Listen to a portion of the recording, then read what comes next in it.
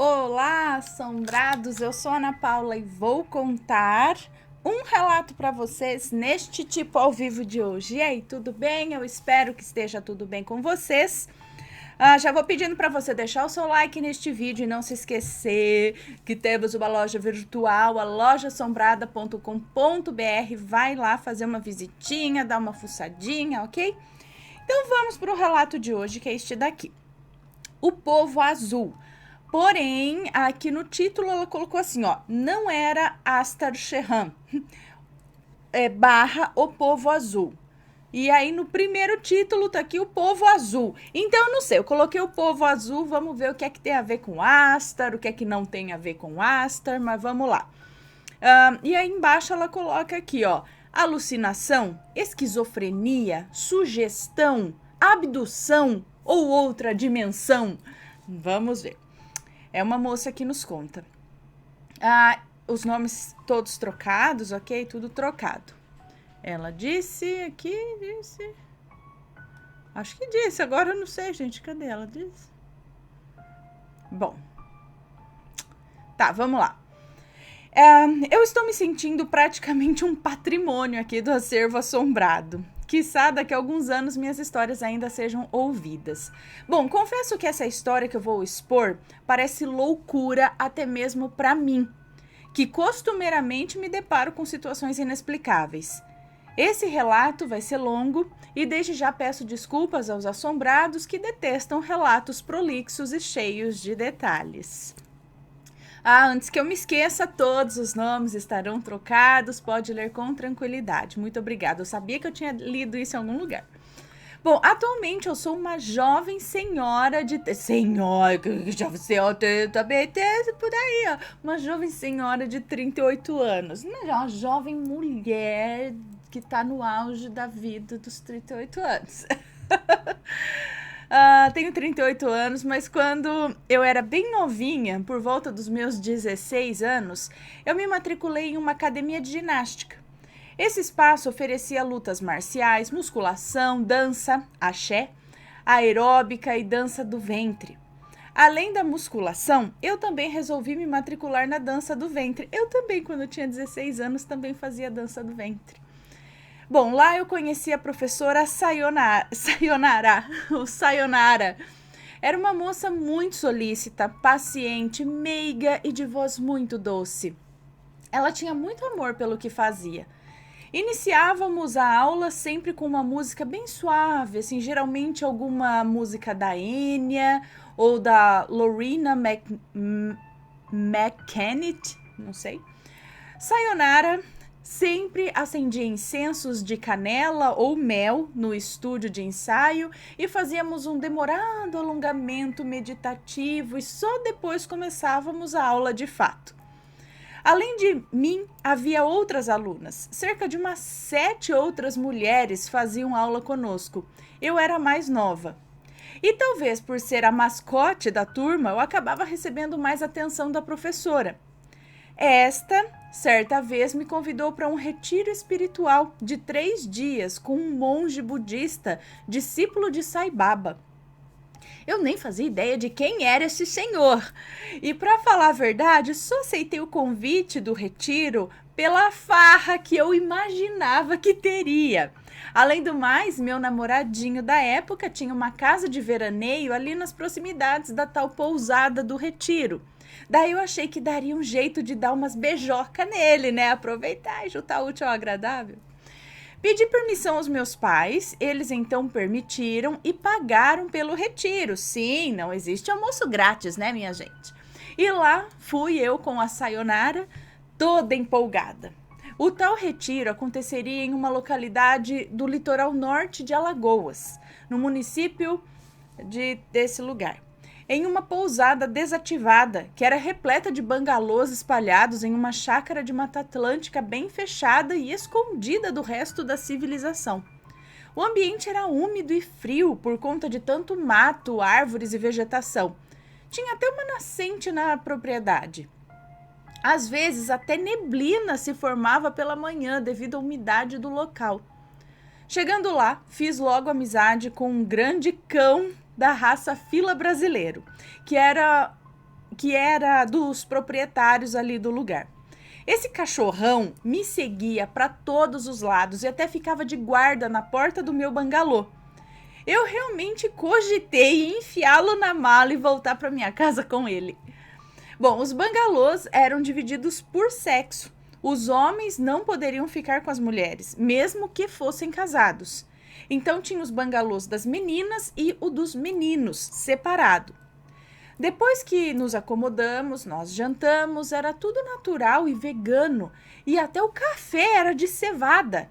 Mas tudo era muito gostoso. Eu sequer percebi a diferença, até que me disseram que o leite era de amêndoas e o queijo era de soja. Bom, lavamos a louça. Sim, no retiro nós lavávamos a própria louça. E tivemos as primeiras orientações sobre o tratamento com o tal monge. Ninguém podia tocar nele. Não podíamos falar com ele e nem conversar uns com os outros durante a meditação matinal. E não poderíamos falar alto em nenhum momento enquanto estivéssemos no retiro. Eu fico imaginando o Mateus. Ele ia ser expulso de mais um lugar, né? Em 2 minutos. Você quer fazer esse retiro, amor? Olha aqui, ó. No retiro não podia tocar no monge que estava lá, era um retiro budista. Não podia falar com ele, nem conversar um com os outros durante a meditação matinal. Não podia falar alto em nenhum momento enquanto estivessem no retiro. Como você se sairia? Eu me sairia bem mal. Ele ia num momento jogar tudo pro alto e começar a cantar já ia ser expulso em 5 minutos. Aí, bora. Tchau. Tchau. Aí ela falou aqui, ó, e pensei comigo, misericórdia, isso vai ser muito chato. Onde foi que eu me meti? Bom, ainda mais assim, porque ela não foi por um conhecimento, uma vontade. Ela aceitou um convite sem saber direito o que estava fazendo, onde estava indo, né? E é complicado, né? Porque uma coisa você fala, não, eu quero ir, eu sei que é assim que vai acontecer e eu quero meditar, eu quero me encontrar e você vai... Mas ela, coitada, foi achando que ia dar uns beijos no namorado, que ia, sei lá, vamos lá pro retiro. Aí, meu Deus, o que é isso? Fomos dormir. E por incrível que pareça, eu dormi muitíssimo bem aquela noite. Eu nem senti o costumeiro medo dos insetos e bichinhos que sempre ficam rodando as lâmpadas, né? Rondando as lâmpadas. No dia seguinte, às 5 da manhã, Sayonara me acorda avisando que haveria a primeira aparição do tal monge antes do café da manhã e que a meditação se iniciaria em 20 minutos. Corri para tomar um banho geladíssimo, por sinal, né? Pois não havia aquecedor no lugar. Vesti minhas roupas mais confortáveis e fui para o grande salão. Ana parecia mágica. O salão estava repleto de flores. Havia um labirinto feito com areia colorida no chão que as pessoas usavam ali para meditar. Ela tentou anexar uma imagem aqui. Algo semelhante, tipo um labirinto desenhado no chão e você vai andando por esse labirinto. Enquanto você anda, você vai meditando. Tinha algo parecido lá no Peru, no hotel que a gente ficou. Bom, assim que... peraí, não, voltei aqui. Tá, também havia várias pessoas sentadas em almofadas e tapetes que estavam ao redor desse tal monge. Sayonara e eu fomos as últimas a chegar. Por culpa minha, eu me atrasei devido à minha vaidade. Eu queria fazer um delineado de gatinho, assim, pra ocasião. Assim que o senhor monge me notou, ele fez um movimento com a mão e me chamou pra perto dele. Eu achei que eu ia tomar um baita de um esporro ali na hora, né? Mas ele passou a mão em um pote metálico e com as pontas dos dedos sujos de algo que pareciam cinzas, ele passou entre os meus olhos e no centro da minha cabeça, aqui, iniciando na linha do cabelo e passando até o centro da minha cabeça. Mulheres indianas usam algo parecido, só que usam uma tinta vermelha no lugar desse pó. Tipo, passou aqui, assim, aqui, seria isso, o centro da cabeça aqui?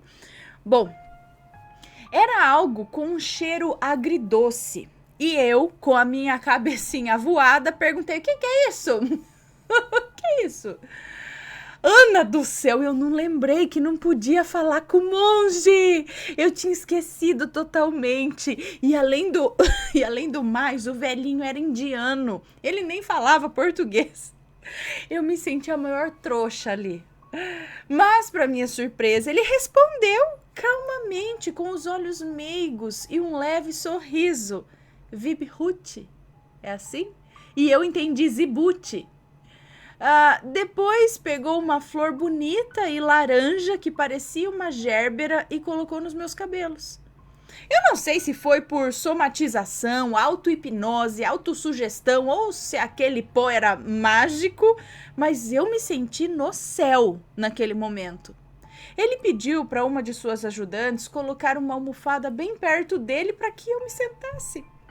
Eu tive, assim, esse lugar de honra. Ele fechou os meus olhos com aqueles dedos ainda sujos com o tal pó e ficamos ali meditativos por um bom tempo. Foi então que eu senti um toque no meu ombro. Era uma das indianas que acompanhavam o monge. Ele já não estava sentado mais meditando. Ele já estava se dirigindo a uma mesa ali para se alimentar. Fui convidada a sentar-me na mesa ao lado da dele. E assim tomamos o nosso primeiro café da manhã naquele retiro. Depois desse episódio, todos queriam ficar ao meu lado. Eu até me senti assim importante. Entre essas pessoas tinha um garoto estranho, que tinha ido ao retiro com um grupo de frades católicos. Pasmem, tinha gente de outras religiões lá, inclusive padres e frades. Vou chamá-lo aqui de Kenny. Esse rapaz era bem esquisito. Ele se vestia inteiramente de preto. Ele tinha cabelos sempre desgrenhados, aquela barbicha feiosa típica do início da adolescência. E claramente não gostava muito de tomar banho, pois assim, ele exalava um mau cheiro meio desconfortável de suor. Entretanto, era profundamente inteligente no que se refere aos dons espirituais.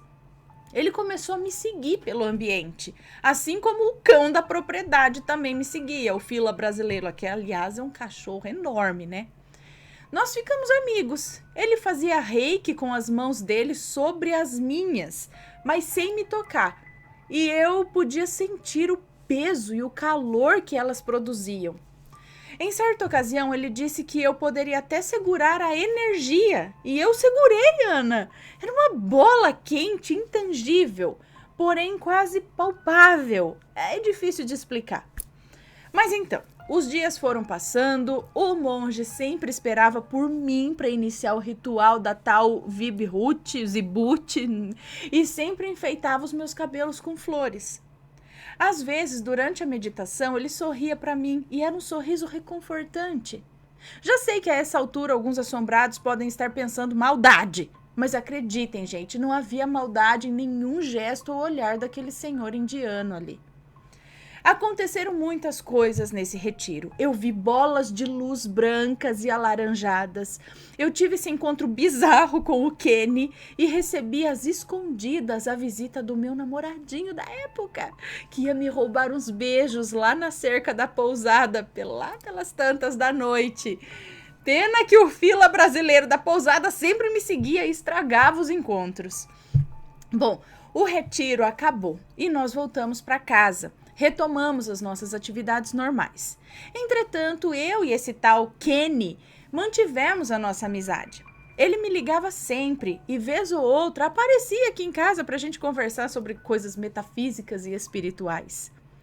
Certa noite, estava no computador de mesa que ficava no mezanino, fazendo um trabalho de geografia. Lembre-se que eu tinha apenas 16 anos na ocasião e eu ainda cursava o ensino médio. Bom, à medida que eu digitava o trabalho, eu sentia o ambiente mais e mais frio. Mas não era um frio de temperatura, era um frio de pavor e adrenalina. Subitamente o meu medo absurdo subitamente me deu um medo absurdo de olhar para onde ficavam as escadas do mezanino, pois a minha intuição dizia que eu veria algo lá, algo que não era desse mundo. Peguei o telefone sem fio que estava diante de mim, desconectei o modem. Sim, queridos, era internet de escada, tá? Hashtag anos 90, se você fala no telefone, você não usa internet, se você usa internet, você não fala no telefone. Então, sim, desconectei o modem e liguei para o Kenny, rezando para que ele atendesse, já que se passava das 11 da noite. E ele atendeu, e eu disse com a voz trêmula: Kenny, tem alguém aqui. Ele suspirou calmamente e me disse com a maior tranquilidade: eles não te farão mal, pode se virar. Eles? Como assim eles? Era mais de um? E como que o Kenny sabia o que eram ou quantos eram? Como ele sabia que eu estava de costas para aquilo lá? Eu fui me virando na cadeira giratória e eu os vi. Eles estavam subindo as escadas. Vi primeiro o topo da cabeça, depois a mão que o ser usava para se apoiar ao subir. Eu vi os ombros, o corpo inteiro era esguio e delgado. Meu coração estava a 1000 por hora. Já não bastava um e agora estava subindo outro. Eu não conseguia falar, eu não conseguia me mexer, sequer conseguia fechar os olhos. Eu não tinha por onde escapar. A única saída era a escada do mezanino e eles estavam subindo por ela. Quantos mais estariam ali, né? Como que eu ia fugir? O que eles fariam comigo? O primeiro que subiu era enorme. Quase batia no teto de tão alto. E olha que o mezanino tem um pé direito... O mezanino, ele tem um pé direito baixo. Mas esse ser era enorme. Ele quase batia a cabeça lá. Ele devia ter uns 2,10 metros de altura. O segundo ser era mais baixo. Devia ter 1,80 m de altura. Eles se vestiam de forma semelhante. Ambos usavam uma túnica branca e uma calça também branca. Eles tinham as pernas longas e finas. Não consegui ver ou lembrar se seus pés estavam ou não calçados.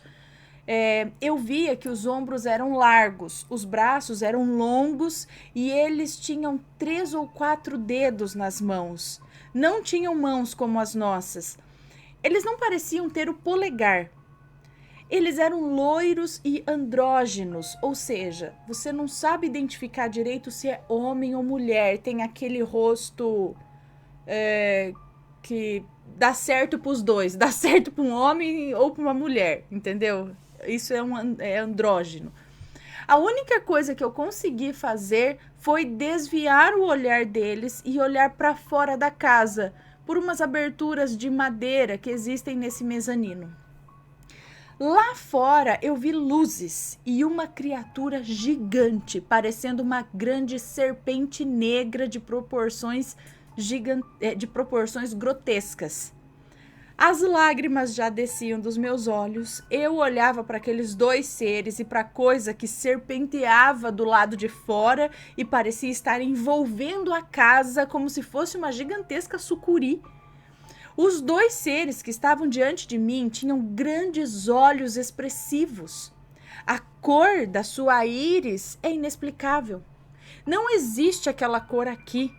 Por isso, eu não consigo apontar uma cor para comparação. Os narizes deles eram finos, pequenos e delicados. A boca era minúscula, com os lábios finos e bem esculpidos.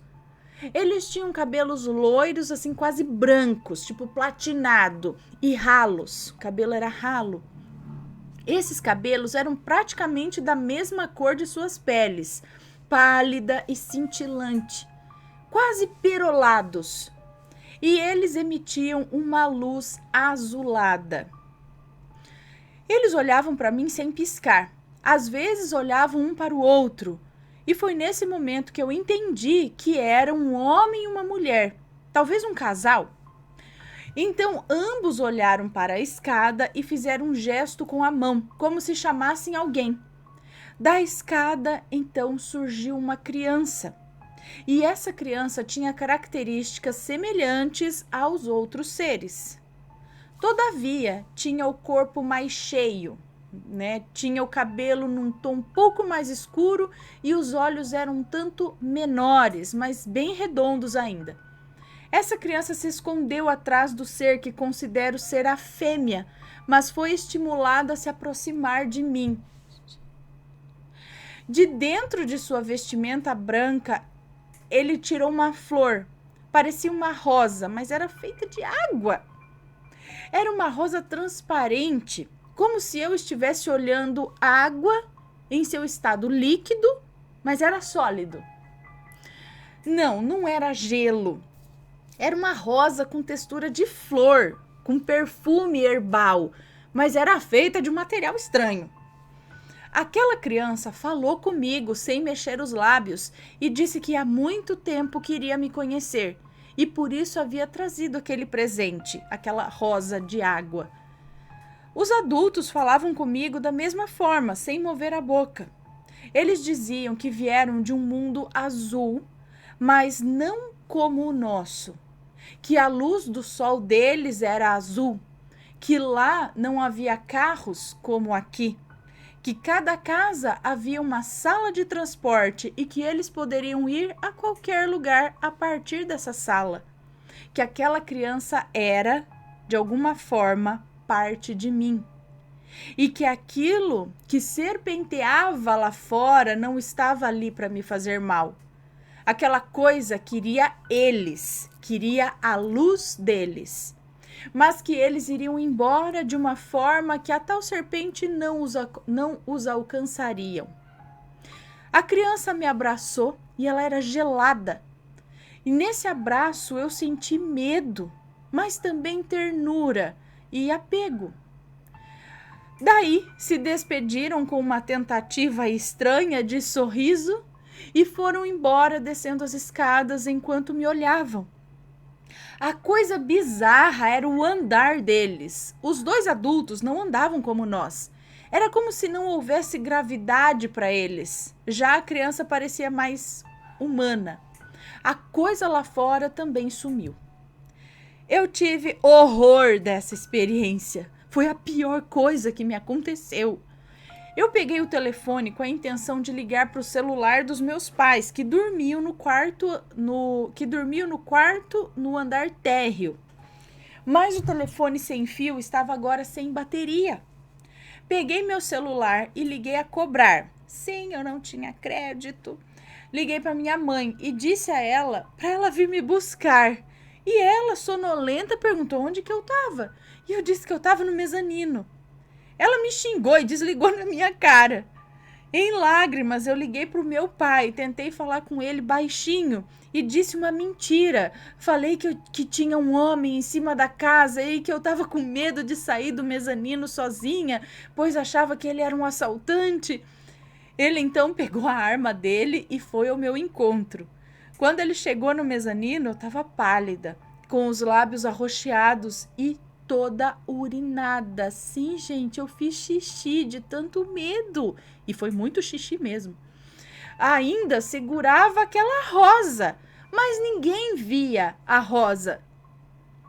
Só eu. Aos poucos, essa rosa foi esmorecendo das minhas vistas também e acabou sumindo. Como eu não conseguia andar ou me comunicar com clareza, eles me levaram para a emergência do hospital, eu acho. Lá me deram uma medicação sedativa e o médico disse que eu estava em choque. Perguntavam a mim o que tinha acontecido, mas falar sobre aquilo me fazia sentir que aquelas coisas iriam voltar para me buscar. Passei uns 2 dias meio avoada, medicada. Kenny veio me visitar e com ele eu conseguia me abrir. Ele me disse que ouviu tudo pelo telefone e que ficou ouvindo até que eu desligasse. Mas eu não desliguei. A bateria do telefone sem fio realmente caiu, acabou. Ele é minha única testemunha. Disse que ouviu sons metálicos e estática através do telefone. Também ouviu murmúrios e sussurros inaudíveis em um diálogo entre as criaturas e eu. Ana, o que eram aqueles seres? O que eles queriam? O retiro espiritual teve algo a ver com essa aparição? O tal do pó que o monge passou em mim tem alguma relação com isso? Eu vou anexar, que ela tentou anexar umas imagens que poderiam ilustrar isso. O povo azul, tá. E não, o homem alto, o loiro lá, ele não se parecia com o tal do Aster Sheran e nem se identificou também. Eu não vi nenhum símbolo ou nada do tipo nas vestimentas deles. Por favor, me ajudem a entender o que me aconteceu. Desde já agradeço o espaço mais uma vez, eu realmente amo esse canal. Beijos e abraços. Um beijo para você, muito obrigada. E vou me dizer o que é que me ocorreu, o que me lembrou isso, pelo menos, de algo que eu já vi aí na televisão, nos documentários e tudo mais. Que assim, a criança é sua filha. Seu filho. Eu me lembro, na verdade, de um trecho do livro, mas na verdade eu lembro do seriado que foi feito baseado no livro Intruders, do Buddy Hopkins. E no seriado eu me lembro de uma mulher que ela foi visitada pelos extraterrestres, também eram assim extraterrestres adultos, e que levavam até ela uma criança, do mesmo jeito que você descreveu. Ela parecia com eles, essa criança, mas tinha um traço um pouquinho mais humano, como você disse, ela não era tão magra, ela era um pouquinho mais cheinha, ela não tinha um olho tão grande, ela tinha um olho um pouquinho menor, mas ainda era grande, sabe, os cabelinhos assim. E eles, nesse caso, eles apresentaram a criança, e eu não sei se eles falaram o quê, mas a criança era híbrida, era filho dela com o ET. Na verdade, assim, eles já tinham abduzido ela e pego o óvulo, alguma coisa assim dela, ou até começaram uma gravidez nela e depois tiraram o bebê e continuaram a gravidez lá no disco voador, sei lá, ou tiraram o óvulo mesmo dela e juntaram com o do ET lá e sei que criou uma criança aqui e eles traziam a criança para ela ver. Isso aconteceu por, sei lá, talvez 2, 3 vezes para a criança ver a mãe humana, mas assim, era um ET, era um híbrido.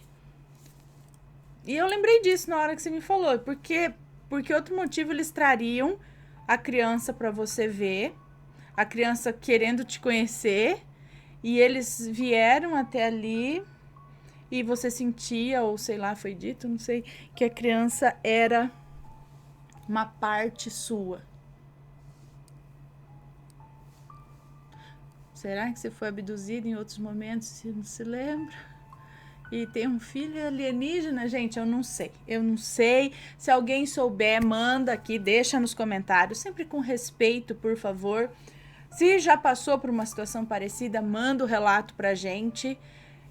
Mas existem sim descrições e relatos bem parecidos com esses ao redor do mundo todo. Com esse tipo de ser, que não é exatamente o Aster, mas são esses seres aí. Assistam Intruders, ou leiam, né, Intruders do Buddy Hopkins, por exemplo, entre outros aí que tem. Eu tô falando isso porque eu lembro justamente lá da década de 90, que foi quando eu vi isso.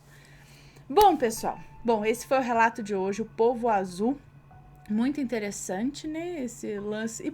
E parece que houve, né, o cachorro percebeu algo em você, o próprio monge lá percebeu alguma coisa e acho que você tem, né? Não sei, que eles veem lá, não sei o que.